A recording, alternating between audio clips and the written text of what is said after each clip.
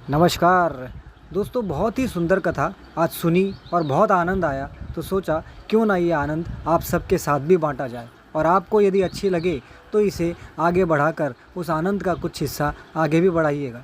बहुत ही सुंदर कथा है भक्त और भगवान की, भगवान और भक्त की। तो सुनते हैं।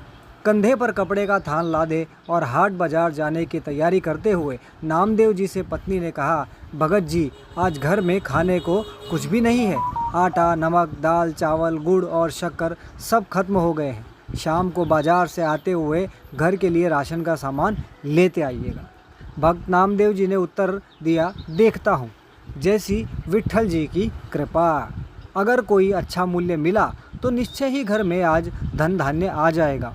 पत्नी बोली, संत जी, अगर अच्छी कीमत ना भी मिले तब भी इस बुने हुए थान को बेचकर कुछ राशन तो ले आना। घर के बड़े बूढ़े तो भूख बर्दाश्त कर लेंगे, पर बच्चे अभी छोटे हैं, उनके लिए तो कुछ ले ही आना, जैसी मेरे विट्ठल की इच्छा। ऐसा कहकर भक्त नामदेव जी हाट बाजार को चले गए।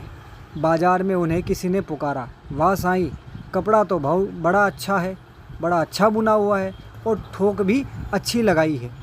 तेरा परिवार बसता रहे। ये फ़कीर ठंड में काँप रहा है, काँप काँप कर मर जाएगा। दया के घर में आ और रब के नाम पर 2 चादरे का कपड़ा इस फ़कीर की झोली में डाल दे।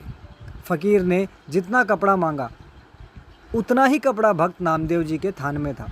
कुल कपड़ा उतना ही था और भक्त नामदेव जी ने पूरा थान उस फ़कीर को दान कर दिया। दान करने के बाद जब भक्त नामदेव जी घर लौटने लगे तो उनके सामने परिजनों के भूखे चेहरे नजर आने लगे। फिर पत्नी की कही बात कि घर में खाने को सब सामग्री खत्म हो गई है, दाम कम भी मिले तो बच्चों के लिए तो कुछ ले ही आना। अब दाम तो क्या, थान भी दान जा चुका था। भक्त नामदेव जी एकांत में पीपल की छांव में बैठ गए, जैसे मेरे विट्ठल की इच्छा। जब सारी सृष्टि की सार पूर्ति वो खुद करता है तो अब मेरे परिवार की सार भी वही पूर्ति करेगा। और फिर भक्त नामदेव जी अपने हरि विट्ठल के भजन में लीन हो गए। अब भगवान कहाँ रुकने वाले थे। भक्त नामदेव जी ने सारे परिवार की जिम्मेवारी अब उनके सुपुर्द जो कर दी थी। अब भगवान जी ने भक्त जी की झोंपड़ी का दरवाज़ा खटखटाया। नामदेव जी की पत्नी ने पूछा, कौन है? नामदेव का घर यही है ना? भगवान जी ने बाहर से पूछा। अंदर से आवाज़ आई, हाँ जी यही है, आपको कुछ चाहिए? भगवान सोचने लगे कि धन्य है नामदेव का परिवार कि घर में कुछ भी नहीं, फिर भी हृदय में देने की सहायता की जिज्ञासा है। भगवान बोले, दरवाज़ा खोलिए। अंदर से आवाज़ आई, लेकिन आप कौन हैं? भगवान जी ने कहा, सेवक की क्या पहचान होती है भगवती? जैसे नामदेव जी विट्ठल के सेवक, वैसे ही मैं नामदेव जी का सेवक हूँ। ये राशन का सामान रखवा लो। पत्नी ने दरवाज़ा पूरा खोल दिया।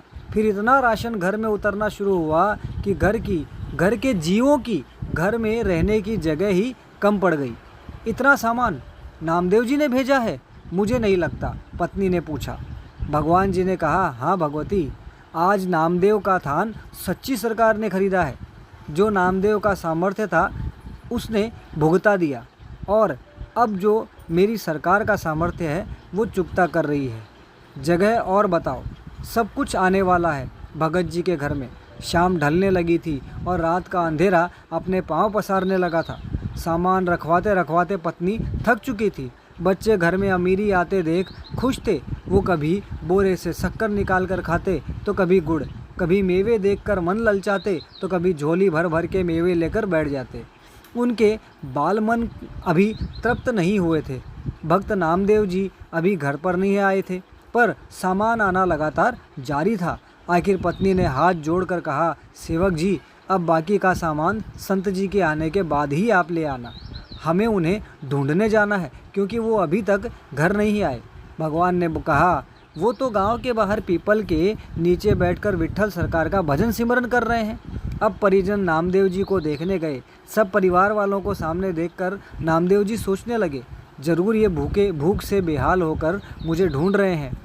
इससे पहले कि संत नामदेव जी कुछ कहते, उनकी पत्नी बोल पड़ी, कुछ पैसे बचा लेते। अगर थान अच्छे भाव बिक गया था तो सारा सामान संत जी आज ही खरीद कर घर भेजना था क्या? भक्त नामदेव जी कुछ पल के लिए विस्मित हुए। फिर बच्चों के खिलते चेहरे देखकर उन्हें एहसास हो गया कि जरूर मेरे प्रभु ने कोई खेल कर दिया है।